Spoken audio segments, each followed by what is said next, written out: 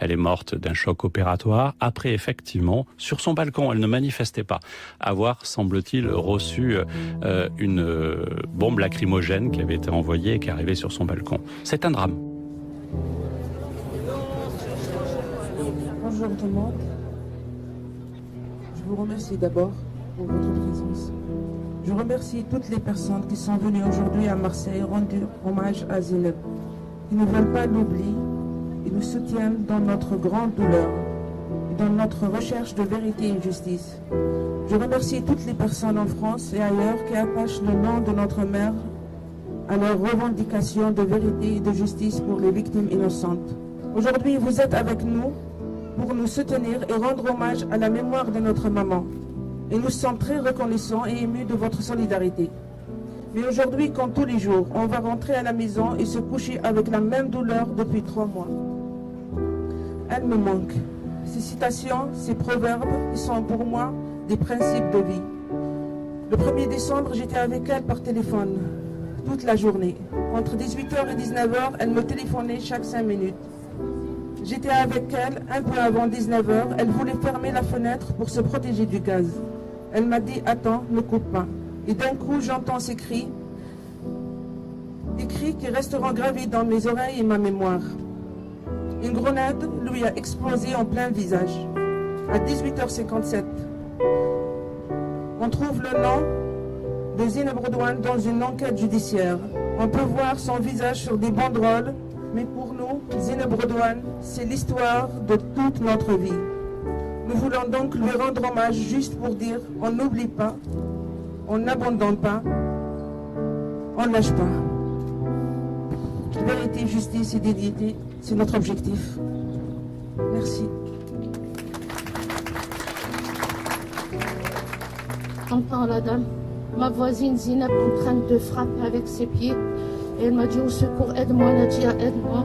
Quand je suis montée au 4e étage, je trouve là ma voisine, la gentille, la belle femme, trempée de sang, son visage déprimé avec la bombe lacrymogène. Je lui dis, qu'est-ce que tu as? Je lui dis, elle m'a dit, j'étais à la fenêtre pour fermer et il avait un agent de police en face de CA. Elle répète et elle répète plusieurs fois, il m'a visé en face de ma fenêtre. Et elle parlait aux gens, à la police, aux pompiers, l'infirmier. J'étais juste pour fermer la fenêtre. Regardez qu'est-ce que j'ai eu. Regardez.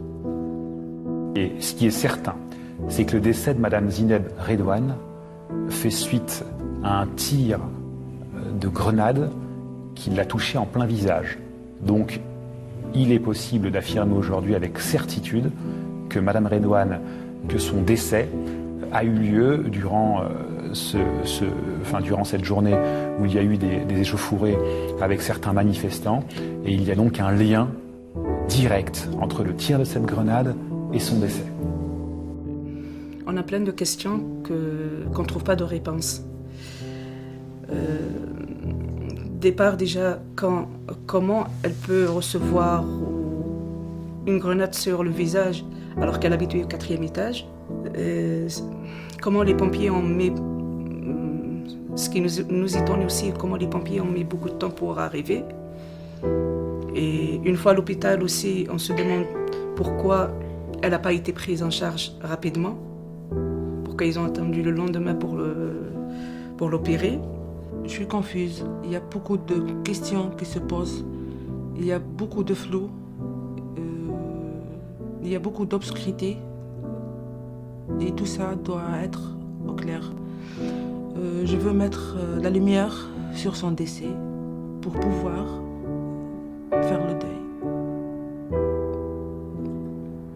C'est la vérité, la justice. Je dis bien la vérité avant la justice. Sans ça, on n'aura pas la dignité, on va dire. Alors aujourd'hui, ces 3 mots sont très importants pour moi, pour nous, toute la famille, pour les amis. Et je pense que pour toutes les personnes qui nous suivent, ma mère est partie, ça nous fait très mal au cœur, ça nous attriste à un point que vous ne pouvez pas imaginer.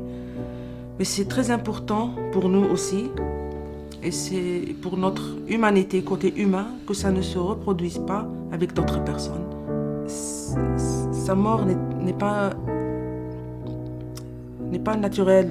La façon dont elle est partie, je pense qu'aujourd'hui, elle concerne tout le monde.